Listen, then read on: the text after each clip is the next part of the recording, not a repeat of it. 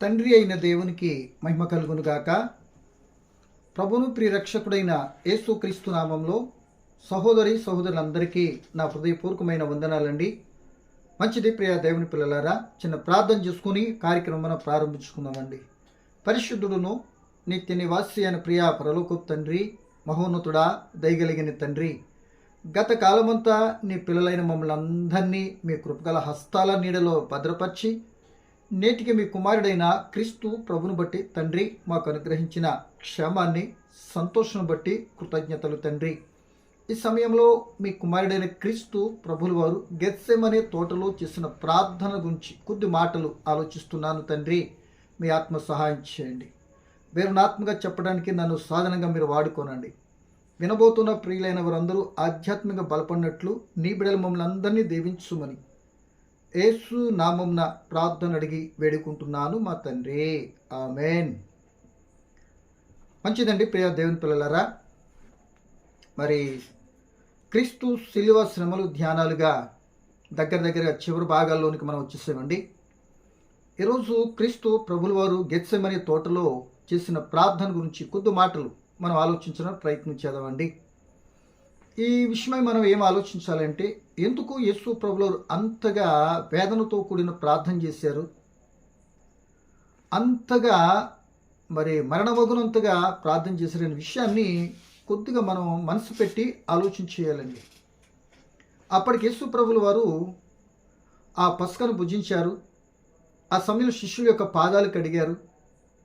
ఏమండి, ఇక ఆ సందర్భాలన్నింటిలో వారి గురించి ప్రార్థన కూడా చేశాడు. అలా మేడగదిలోని గెత్సెమనే తోటలోనికి ఆ రాత్రికాల సమయంలో నడుచుకుంటూ వచ్చారు.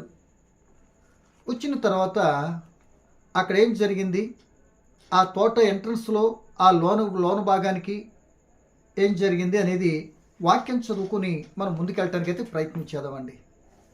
కనుక ఈ శ్రమల భాగాలు లేక ఈ ప్రార్థనా విషయాన్ని మనం చూస్తే 3 భాగాలుగా మనం చూస్తే క్లుప్తంగా వివరణలోనికి వెళ్ళడానికి ప్రయత్నం చేద్దామండి. ఈ 3 సువార్తల్లో మరి మూడు విధాలుగా ఆయన బాధపడిన తీరు, ఆయన ప్రార్థించిన తీరు స్పష్టంగా మనకు కనపడుతుందండి. ఒక దాంట్లోంచి సుఖమాటగా కాకుండా మరి 3 భాగాల్లో 3 సువార్తలు మనం చదివి ముందుకు వెళ్ళటానికి అయితే ప్రయత్నం చేద్దామండి. వివరణాత్మకంగా ఉంటుంది. మత్తయి రాసిన సువార్త 26వ అధ్యాయము మరి 36వ వచనం నుండి నేను చదువుతున్నానండి. 36వ వచనం చదువుతున్నానండి. అంతటా యేసు వారితో కూడా గెత్సెమనే అనబడిన చోటుకి వచ్చి, నేను అక్కడికి వెళ్ళి ప్రార్థన చేసి వచ్చు వరకు ఇక్కడనే కూర్చుండని శిష్యులతో చెప్పి, పేతురును జబదయి కుమారులు ఇద్దరును వెంట పెట్టుకుని దుఃఖపడుటకు చింతాక్రాంతుడగుటకు మొదలుపెట్టెను. అప్పుడు యేసు, మరణమగునంతగా నా ప్రాణం బహు దుఃఖంలో మునిగి ఉన్నది. మీరు కూడా ఇక్కడ నిలిచి నాతో కూడా మెలకుగా నుండుడని వారితో చెప్పి కొంత దూరం వెళ్ళి సాగిలపడి ప్రార్థన చేస్తున్నారండి. అంటే ఇక్కడ చెప్పబడిన మాట మొత్తం మీద ఆ మేడగదిలో నుండి బయటకు వచ్చిన తర్వాత ఆ గెత్సెమనే తోట దగ్గరకు వచ్చారండి. గెత్సెమనే అనగా గింజల నుండి నూనె తీయు స్థలము అని అర్థం. అంటే గెత్సెమనే అనే మాట హెబ్రీ పదం. ఆ పదానికి అర్థం ఏంటంటే నూనె గానుగా లేక గానుగా అని అర్థం. అంటే అక్కడ గింజల నుండి నూనె తీసేటటువంటి తయారు చేసే స్థలము కనుక అందుకు ఆ పేరు వచ్చింది గెత్సెమని. కనుక ఈ యొక్క తోటలోనికి దగ్గరకు వచ్చిన తర్వాత యనమండుగురిని ఆ ద్వారం దగ్గర నిలిపి 3 మాత్రము, అంటే జబదయి కుమారులు ఇద్దరిని, పేతురు గారిని ఎంట పెట్టుకుని క్యాబినెట్ మినిస్టర్స్ అన్నట్టు ఒక రకంగా వారు తీసుకొని లోనికి వెళ్ళారు, తోటలోనికి వెళ్ళిన తర్వాత కూడా యేసు ప్రభుల వారు మరలా 3 అక్కడ విడిచిపెట్టి మరలా కొంత దూరం, రాతివేతంత దూరం, ఒక మనిషి రాయి విసిరితే అనుకోండి అది ఎంత దూరం పోతుందో అంత దూరం అనుకుంటే అంత దూరం వెళ్ళి ఆయన ప్రార్థన చేస్తున్నాడట. ఏమండి, అంటే శిష్యులు 11 మంది, 80 బయట ఉన్నారు, 3 యేసు ప్రభు లోన తీసుకుని వెళ్ళాడు. వారిని కూడా విడిచిపెట్టి తోటలోనికి ఇంకాస్త ముందుకు వెళ్ళినట్లుగా చదవడం భాగం మనకు అర్థమవుతుందండి.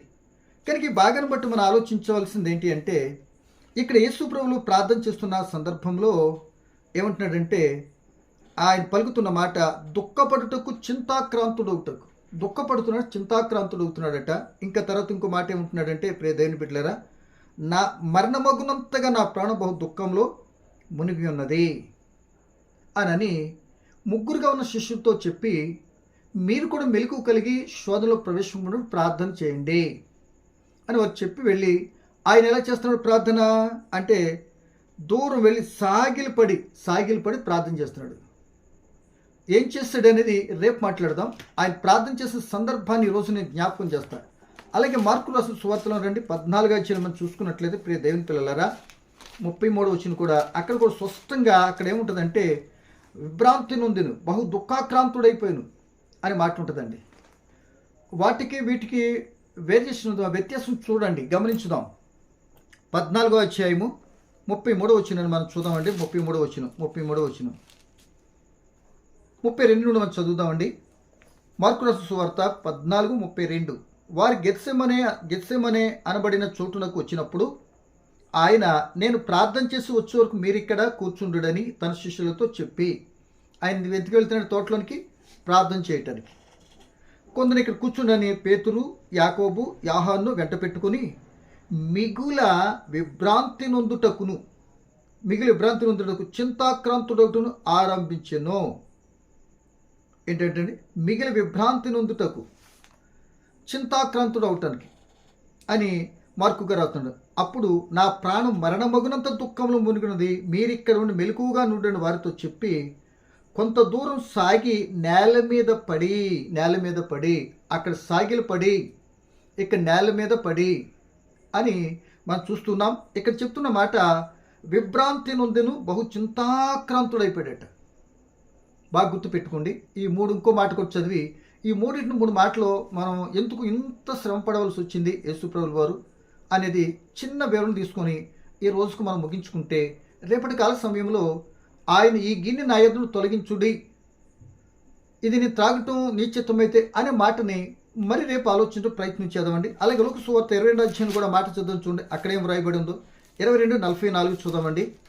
22:44 చూస్తే మనకి ఏం కనపడుతుందంటే, 39 నుండి చదవాలి. అక్కడ కూడా చూస్తున్నాం చూడండి. లోక సువార్త 22:39 అండి.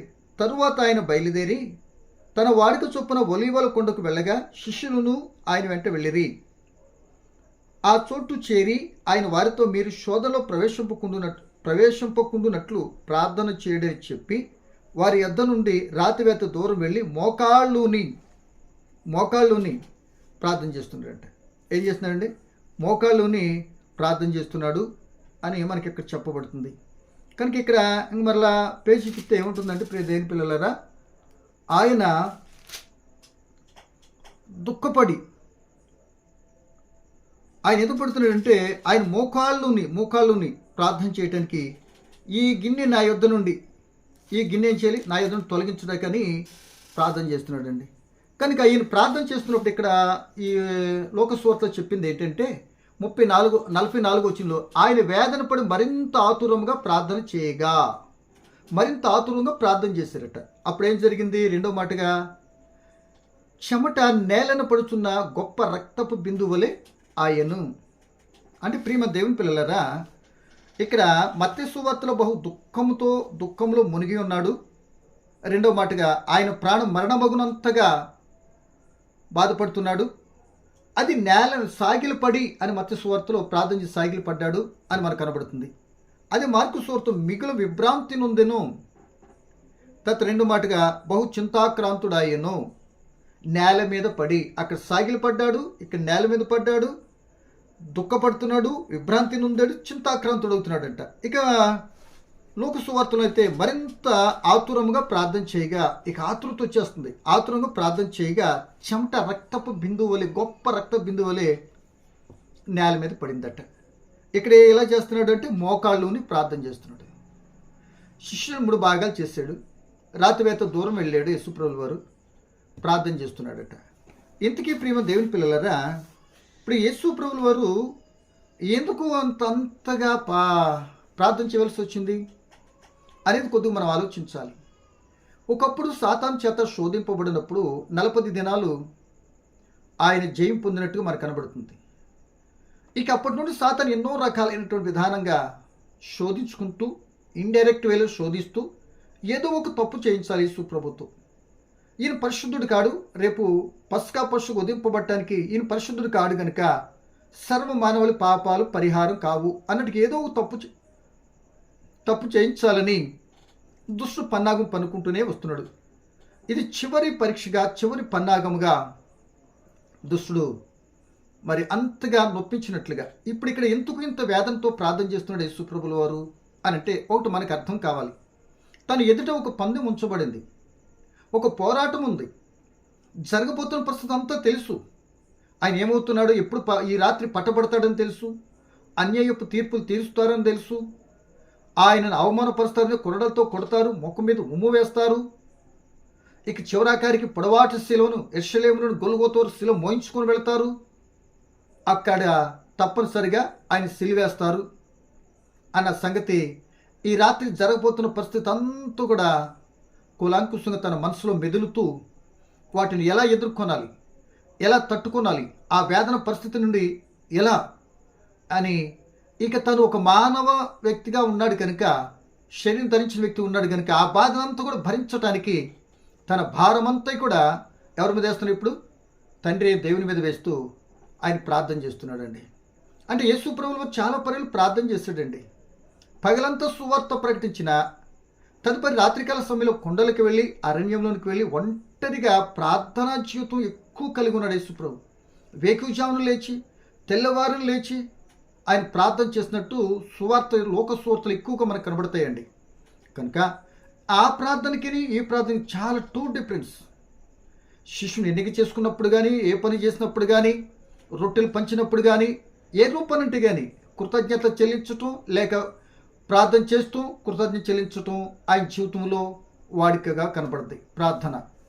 ఈ చివరిని ఎందుకు ఇంత వేదంతో చేస్తున్నాడు అనేది మన పాయింట్గా తీసుకుంటే, రాబోయేటటువంటి ఆ పరిస్థితి తాళ్ళుకుంటానికి ఆ వేదన అంతగా కఠినంగా ఉంటుంది కనుక ఇప్పుడు కానీ ఒకవేళ టెంప్ట్ అయిపోయినా ఆ బాధ నుండి తప్పించబడటానికి, ఆ బాధ తండ్రి దేవుడు ఆల్రెడీ అది నిర్ణయించబడిపోయింది కనుక ఈ నిర్ణయంలో ఇదిగో ఇక నువ్వు చేయలేవు, ఎంత తట్టుకోగలుగుతావు, ఇప్పుడు ఎన్ని మోసుకుంటే ఎంత అవమానం దిగమింకుంటూ వచ్చావు అన్నట్టుగా దుష్టుడు ఏదో ఒక ప్రేరణ ఇచ్చి ఆ యొక్క సిలువ, ఆ మోసే భారం అనేది తప్పించడానికి దుష్టుడు తన ప్రయత్నం తను చేస్తున్నాడు.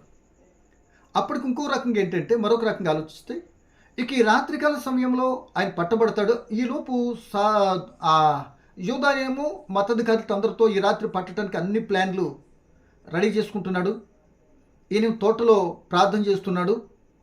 శిష్యులేమో వాళ్ళు ఆందోళనతో ఇక మన గురువుగారు వెళ్ళిపోతారు కనుక అని భావోద్రేకంతో ఇక ఏమోలే అనుకున్నట్టుగా వాళ్ళు హాయిగా మొత్తగా నిద్రపోయే పరిస్థితిలో వీళ్ళు ఉన్నారు.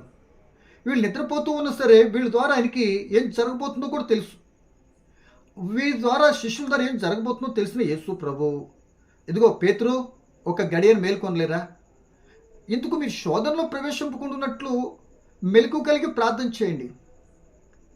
నాకు రాబోతుంది సమస్య, నా ప్రాణం పెట్టబోతున్నాను, భయంకరమైనటువంటి వేదనతో కూడిన పరిస్థితి నాకు ఉంది, నేనేం చేస్తున్నాను? ప్రార్థన చేస్తున్నా, మీరు ప్రార్థన చేయండి అని తన బాధను సపరేట్గా ఉన్న లోనికి వచ్చిన ముగ్గురితో పంచుకున్నట్లుగా మనకు కనపడింది. బయట ఉండే ఎనమండుగురు అక్కడే ఉన్నట్టుగా మనకు అర్థమవుతుంది. ఆఖరికి ఈ శిష్యులు ఏం చేస్తారో తెలుసు అంటున్నా, ముందే చెప్పుకుని కదా. శిష్యులు ఏం చేస్తారు? ఒక ఆయన బొంకేస్తాడు, మిగతా వాళ్ళందరూ మొత్తం వారితో పాటు ఉన్నటువంటి 11 మంది కూడా పారిపోతారు. ఆల్రెడీ ఒక అతను నిన్ననే లెఫ్ట్ అయిపోయాడు కదా, ఆ ప్రభుత్వ భోజన సందర్భం లెఫ్ట్ అయిపోయాడు కదా. కనుక ఇట్టి పరిస్థితి చుట్టూ అలుముకున్నాయి. ఇక తర్వాత యేసు ప్రభువులో గెత్సెమనే తోటలో ప్రార్థన చేసి వచ్చిన తర్వాత ఒకటి తర్వాత ఒకటి చుట్టూ 1 by 1 వచ్చేస్తే తప్ప గ్యాప్ ఏమి ఉండదండి. కనుక ఇక తదుపరి ఇక్కడ కూర్చొని ప్రార్థన చేసుకునే అవకాశం కూడా సమయం లేదు. ఇక పట్టబడిన తర్వాత వాళ్ళు కస్టడీలోకి వెళ్ళిపోతాడు కనుక ఇంకేం చెప్పుకుంటారు కూడా ఛాన్స్ లేనటువంటి పరిస్థితి.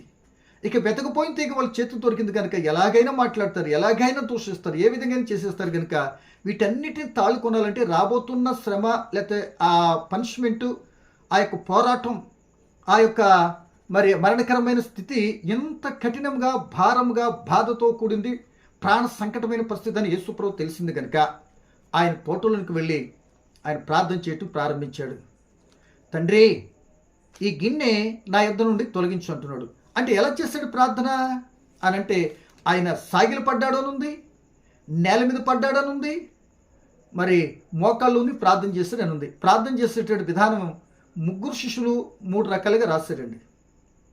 ఏమండి, తర్వాత ఇంకో మాటగా మనం చూస్తే అలా చేసినటువంటి తీరు, ఆయన తోటలోకి వెళ్ళి సపరేట్ చేసిన తీరు, ఆ మనిషి తత్వంలో ఆ యాంగిల్లో చేశారు.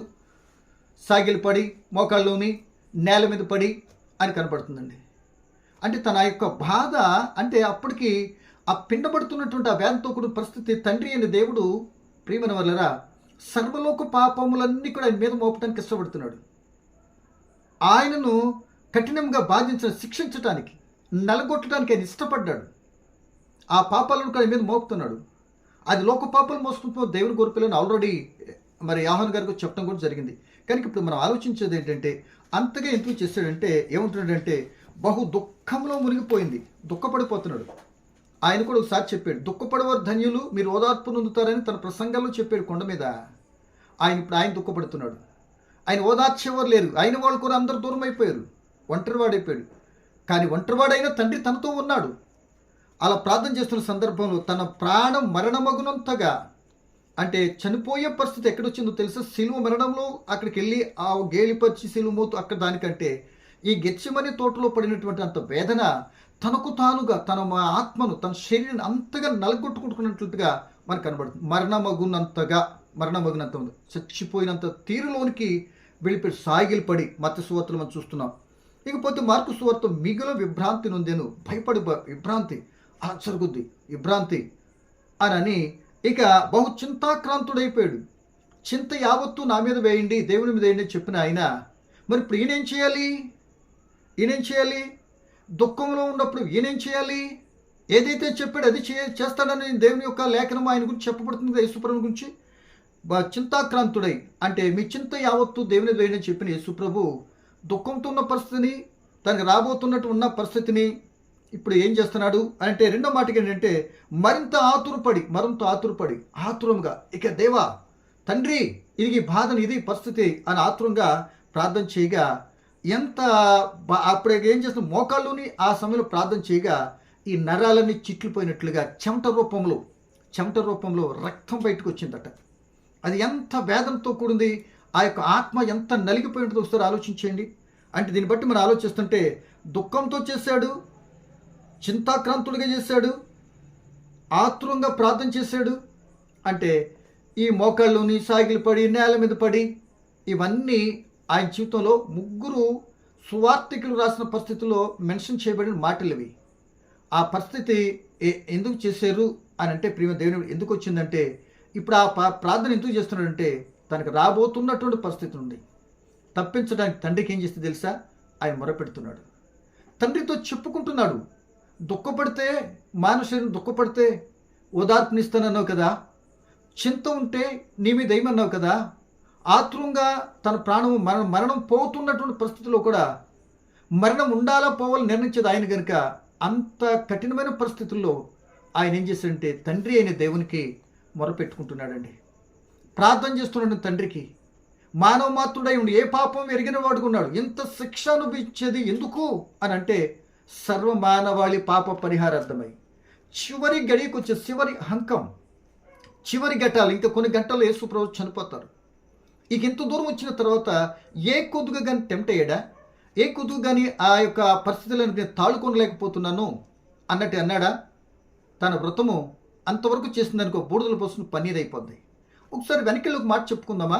యోబు గారిని అడిగితే ఆయన అన్ని శరీరం అంతా కూడా అంత నలగొట్టబడిన ఆయన అన్నాడు ఒకే మాట, యెహోవా ఇచ్చిన యెహోవా తీసుకున్నాడు. మాటలో కూడా ఏ పాపం కూడా ఆయనట చేయలేదట. తర్వాత ఏదో కొంత లోటుపాటు కలిగినా మరలా ఏం చేస్తాడో తెలుసా?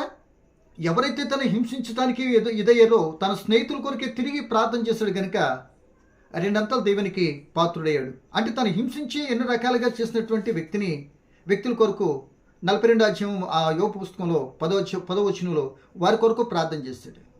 ఆ బాధలో ఉండి, అంత ఇసుకిస్తున్నా సరే, అంత వేదనతో ఉండి, ఆ పిల్లలన్నీ పోగొట్టుకుని దాని కూడా తాళుకొని సహించాడు గనుక అందుకే పేతురు పత్రిక యోబు సహనాన్ని మీరు ఎరుగుదురా అన్నాడు. మరి దీన్ని బట్టి మనం ఆలోచిస్తే మనకు కలుగుతున్న కొన్ని కష్టాలు, శ్రమలు, పరిస్థితుల్లో మనం ఎలా ఉంటున్నా, సహిస్తున్నామా, ఓర్చుకుంటున్నామా? ఇదే ఓపికను బట్టి యేసుప్రభులో కనబడుతున్నది. ఆ యేసుప్రభుని కలిగిన మనము మన పరిస్థితులు కూడా మనం ఓపిక పడుతున్నామా? అంటే అట్టు పెడితే అట్టున్నర పెట్టమని ఉంది కదా, ఒకటంటే మేము 4 గంటలు అన్నట్టుకున్నావా? అయితే నీకు సహనమూర్తిగా ఉండటానికి అవకాశం లేదు. అంటే నీ సహనంలో ఇంకా నీకు అనుభవం రాలేదని అర్థం. కనుక ఇక్కడ యేసుప్రభుని బట్టి ఈ మాటకి మనం నేర్చుకోవాల్సింది ఏంటంటే, ఈ భారమంతా కూడా ఆయన మీద మోపి ఆయన తండ్రి దేవునికి మొరపెట్టుకుంటున్నాడు. అయిపోయింది ఇక, అంటే దేని గురించి చింతించొద్దు అని ఆ సందర్భంలో లోక సువార్తలు మీరు చూసినట్లయితే అక్కడ ఈ మొరపెట్టిన సందర్భాన్ని బట్టి ఏం జరిగిందో, ఆ మొర ఆలకించాడా దేవుడు అని అంటే ఆలకించాడో లేదో ఈ మాటను బట్టి మనం ఆలోచించేయాలి. చూడండి, లోకరసన సువార్త మరి 22వ అధ్యాయం 43వ వచనం. అప్పుడు పరలోకం నుండి ఒక దూత ఆయనకు కనబడి ఆయనను బలపర్చెను. ఇక్కడ ప్రార్థన చేస్తున్నప్పుడు వేదంతో రాత్రికాల సమయం, చీకటి సమయం. ఫస్ట్ శోధన కూడా అరణ్యంలో చీకటి సమయమే. ఇదిగో చివరి శోధన కూడా ఒక రకంగా అనుకుంటే ఇక్కడగా ఈ శోధనలో కూడా ఒంటరిగానే, అంటే శిష్యులు దూరంగా ఉన్నా ఒంటరిగానే ప్రార్థనలో పోరాడింది మాత్రం ఒంటరిగానే. అక్కడ కూడా ఆ యొక్క 40 దిన శోధన తీరిన తర్వాత దూతలు వచ్చి పరిచర్య చేసినట్టుగా అక్కడ కనపడుద్ది. ఇక్కడేమో ఆయన ప్రార్థన చేస్తున్న సందర్భంలోనే ఆయన అప్పటికే కుమిలిపోయాడు, నలిగిపోయాడు, వేదన పడుతున్నాడు, విచారిస్తున్నాడు, దుఃఖపడుతున్నాడు, మరణమగినంతగా అంత వేదన పడుతున్నాడు. అంటే కాదనా, లేకపోతే నీ చేయలేనన్నా, లేదా తట్టుకోలేనన్నా, ఎందుకు నాకు ఇంత భారమనా అని ఇటువంటి మాటలు ఎన్నైనా తీసుకోండి. కానీ ఆ పరిస్థితి అంతా కూడా ఆయన నలగగొట్టడానికి ఆయనకి ఇష్టమైంది. అది ఏ రూపానంటే కానీ శిలువ మరణమా, అవమానమా, మరొకట ఆయన వ్యాధి నొందిన వారిగా యెషయా గ్రంథం చెప్పినటువంటి విషయం కూడా మనకు కావాలి. దీన్ని బట్టి ఒక మాట మనం ఆలోచించవలసిన విషయం ఏంటంటే, ప్రియమైన సోదరుడా, దేవుని చిత్తాన్ని బట్టి ఆ గెత్సెమనే తోట నుండి వచ్చిన తర్వాత ఆ మేడగది నుండి వచ్చిన తర్వాత ఈ విధంగా 3 భాగాలు చేసి ఇంతగా దుఃఖపడుతున్నాడు యేసుప్రభుల వారు. ఎప్పుడు ఇంత దుఃఖపడినట్టుగా ఆయన జీవితంలో కనబడలేదు. ఎన్నో సహించుకుంటూ వచ్చాడు, ఎన్నో ఓర్చుకుంటూ, ఎన్నో అవమానాలు అప్పటికే తాలుకుంటూ వచ్చాడు. ఇది చివరి పరీక్షగా యేసుప్రభు జీవితంలో మనకు కనబడుతుంది. ఈ పరీక్షలో కూడా ఆయన తండ్రికే మొరపెట్టుకున్నాడు. తండ్రి, నీ చిత్తమైతే, నీకిష్టమైతే, మీరు అంగీకరిస్తే, ఒకవేళ మీకు ఇష్టమైతే ఈ గిన్నె, ఈ బాధలతో కూడిన పరిస్థితిని తొలగించు, నా ఇష్టం కాదు నీ చిత్తమే చిద్దించును కాక అని పలికాడు. ఎందుకు మరి ఇంత ఆయన చనిపోతాడని తెలుసుండి యెరూషలేము వచ్చాడు, ఇలా చంపబడతాడని తెలుసు, ఇలా అన్యులు అప్పగించబడతారని తెలుసు, ఇవన్నీ తెలిసినటువంటి యేసు, అన్నిటికీ ప్రిపేర్ అయి సిద్ధపడినట్టు వచ్చిన యేసు ఈ గెత్సెమనే తోటలో ఇంతగా బాధపడుతున్నాడంటే ఎందుకని అంటే, మనిషికి కలిగిన బాధను బట్టి ఎవరికి మొరపెట్టాలో ఒక ఆదర్శవంతం, ఎవరు కష్టకాల సమయంలో ఉన్నప్పుడు తప్పిపోకుండా మనం బలపరుచుకుంటానికి ఆయన సహాయాన్ని కోరుకునాలి. మనుషులను ఆశ్రయించడం కాదు, రాజులను, అధికారులను ఆశ్రయించడం కాదు, యెహోవాను ఆశ్రయించాలని స్పష్టంగా మనకి మాటలను బట్టి మనకు కనబడుతుంది. కనుక ఆయన ఎందుకు ప్రార్థన చేయటానికి వెళ్ళాడు? ప్రార్థన చేయటానికి అనంటే రాబోతున్న పరిస్థితులు తాళుకుంటానికి, సహించటానికి, ఓర్చుకుంటానికి, దేవి చిత్తాన్ని నెరవేర్చడానికి, దేవి సంకల్పంలో భాగాన్ని అంతా కూడా భరిస్తూ నీ చివరికి వచ్చింది తండ్రి అని ఆయనతో చెప్పుకుంటాను. నువ్వు నిర్ణయించావు కనుక ఆ నిర్ణయాన్ని తాళుకుంటాను కూడా నాకు కృప చూపు, నేను జరిగిస్తాను, నీ చిత్తాన్ని నెరవేరుస్తాను, నీ ఇష్టకరంగానే నేను చేయటానికి వచ్చాను. మీరు ఆనందించే టైం దగ్గర పడింది కనుక ఒక్కసారి నా వైపు చూడమన్నట్లుగా నేను ప్రాధేయపడి మరణమగునంతగా అంతగా కుమిలిపోయాడు. చెమటే రక్త రూపంలో వచ్చిందంటే ఎంతగా నలిగిపోయి ఉంటాడు చూడండి. శిలువ మరణము కంటే గతంలో జరిగిన రకరకాల వేదంతో కూడిన పరిస్థితుల కంటే గెత్సెమనే తోటలో నలిగింది క్రూరాతి క్రూరంగా, వేదనతో కూడిన పరిస్థితిగా వస్తుంది. ఇక్కడే ఒకవేళ నరాలు పగిలిపోయి ఒకవేళ బ్లడ్ అంతా ఇక్కడ వచ్చేస్తుంది కనుక, ఒకవేళ రక్త రూపంలో చెమట రూపంలో వచ్చేస్తుంది కనుక ఇక్కడే నీరసించిపోయి, ఇక్కడే ఏదో ఎవరు కొట్టకుండానే, ఎవరు అప్పగించకుండానే, ఇవేమి జరగకుండానే జరిగిపోయేంత బాధ అనిపించినట్టు కనపడుతుంది. కానీ అట్టి సమయంలో ఈ మొర వినినటువంటి దేవుడు తన దూతను పంపించి యేసుని ఏం చేస్తాడా బలపరిచాడు. ఇది ఫస్ట్ టైం అలా జరిగింది. ఇక తర్వాత తను ప్రార్థన చేస్తూ 1, 2, 3 శిష్యుల దగ్గరకు వచ్చి ఏం చేశాడు, ఎలా జరిగింది రేపు చూద్దాం దేవుడు ఇచ్చిన మాటలో. మరి ఈ మాటను బట్టి మనం ఏం చేయాలంటే మనకు కూడా కొన్ని కష్టాలు, శోధనలు, ఇలాంటి పరిస్థితి మన జీవితంలో కూడా ఎదురు ఉన్నట్లుగా కొండల్లా బండల్లా కనబడుతూ ఉంటాయి. యేసు ప్రభు చెప్పాడు, ఇదిగో మీరు పరిపూర్ణ విశ్వాసంతో ఆ కొండెళ్ళి సముద్రం పడిపోద్ది అన్న చెప్పినటువంటి విశ్వాసంతో మనం కూడా ఏం చేయాలి, మనం కూడా ఆయనకు మొరపెట్టుకోవాలి, మనుషుల్ని పరిస్థితిని ఆశ్రయించకుండా అన్నట్టుగా. ఎన్ని జరిగినా క్రీస్తు ప్రభు జీవితం అంతా కూడా ఇలాగే చేశాడు. అందుకే హెబ్రీ పత్రికలో చెప్పిన మాట, ఆయన శరీరధారే ఉన్న దినాల్లో, రేపు కూడా చెప్పుకుందాం ఈ మాట, ఆయన మహారోధనతోను వేదనతోను తన మరణం నుండి తప్పించగలవనికి యాచనలు ప్రార్థనలు చేసినందువల్ల భయభక్తులు కలిగి విధేయత నేర్చుకున్నట్ట. కనుక మనం కూడా మన జీవితం ఎదురవుతున్న పరిస్థితికి, కొండలాంటి పరిస్థితులు ఉన్నప్పుడు కూడా, మనకి వేదనకరమైన పరిస్థితులు మనకి ఎదురవుతున్నప్పుడు కూడా ఒక్కటి మాత్రం మనం ఆలోచించాలి, ఆయన ఉన్నాడు నాకు ఏడిపించి ఆయన.